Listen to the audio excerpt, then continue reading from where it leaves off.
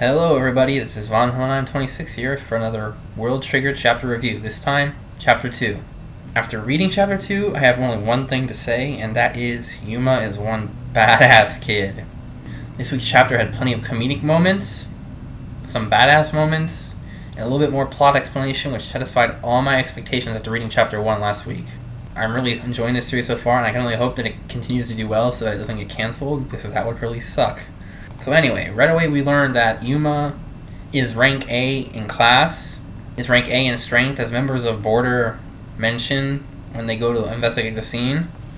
I don't know how many ranks or levels there are, but it kind of seems like Yuma is pretty high up on there because they seem genuinely surprised and concerned that they didn't know who had done this because they were told that no one from their organization had been sent there, that they were the first, so obviously rank A is a pretty big deal.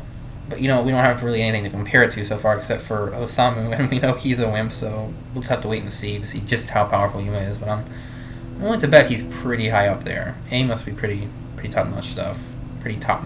So. Now Yuma also goes a bit further into detail about what he meant when he said he was a neighbor in the last chapter's end. He explains that the monsters that they call neighbors are actually just puppet soldiers created by the people who live on the other side of the gate. Because just like people who live on our side of the gate, human side, there are people on the other side of the gate that are also human. They are the actual neighbors, not the monsters. And Yuma reveals that he is one of those neighbors. Now this really leaves me interested to learn if we're going to be able to see what the other side of the gate is like, what life was like for them, why are they doing this. I'm sure we'll get these answers eventually, but I'm just really excited to know these things. So the rest of the chapter was basically a bit of character development on the part of Osamu and Yuma. I really enjoyed it, laughed a few times. Yeah, like I said, it was pretty good combination of plot development, some badass moments, and comedic moments, which, I always love to laugh. We also learned in this chapter that Yuma is completely naive when it comes to being a regular human. Like, he, for instance, walked around and took out this stack of money, like, this high, and just started counting it. And this is a bad neighborhood. And he just doesn't seem to realize that you really don't do that unless you want to get mugged. I mean, two thugs bump into him and one claims that he has now broken his foot and that he needs compensation.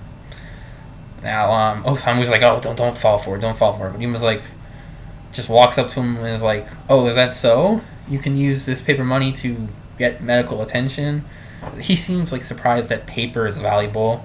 He really doesn't understand it. So I'm guessing that the currency on the other side of the gate is some kind of metal, like gold or something. They just don't use paper, apparently. But what Yuma does next is funny. He breaks the thug's leg, then hands him money, saying that since it's now true, he can have this money. And then they just run away, and it's hilarious.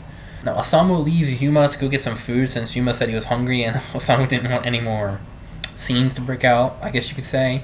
But during this time, more thugs come up, who have also seen him when he was counting his stack of money. And these thugs come up and say, oh, well, we need as much money as we can get because my father is dying and he needs an operation. Can you please help? And then Yuma's like, well, if that's really true, I can give you all of my money. But if it's not, I'll beat you up. And he really has that intimidating look again, which really gives you a little glimpse into what his character is really like when he wants to be. I mean, he's not as naive and, like, childish as he really appears to be most of the time.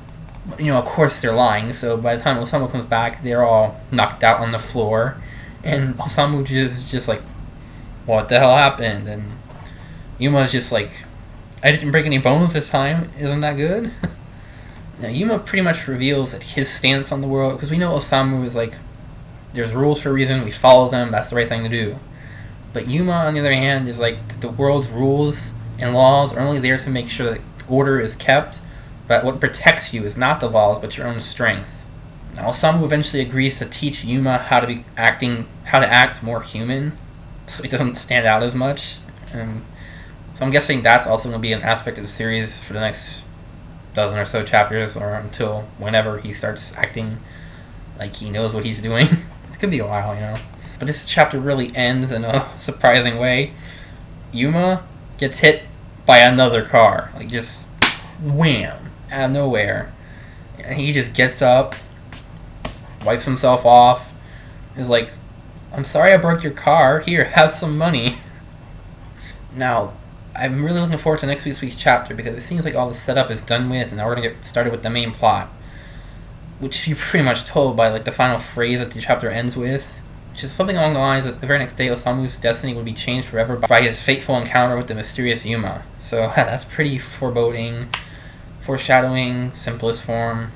We know something's gonna go down next chapter, so what it is, it's still too early to tell in the story for me to be making predictions. I mean, it's just too many unknown variables at this point to really tell what could happen. But if you have any, please feel free to comment in the comment section below. I'd love to discuss them with you. So what did you think of Chapter 2 of World Trigger? Did it disappoint you? Are you still really excited about the series? Are you curious about what the other side of the gate is like too? Or is that just me?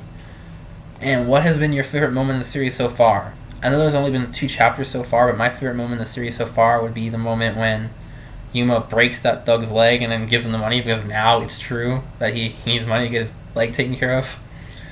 I don't know. Close second would be like the first or second time he got hit by a car and he just gets up and wipes himself off.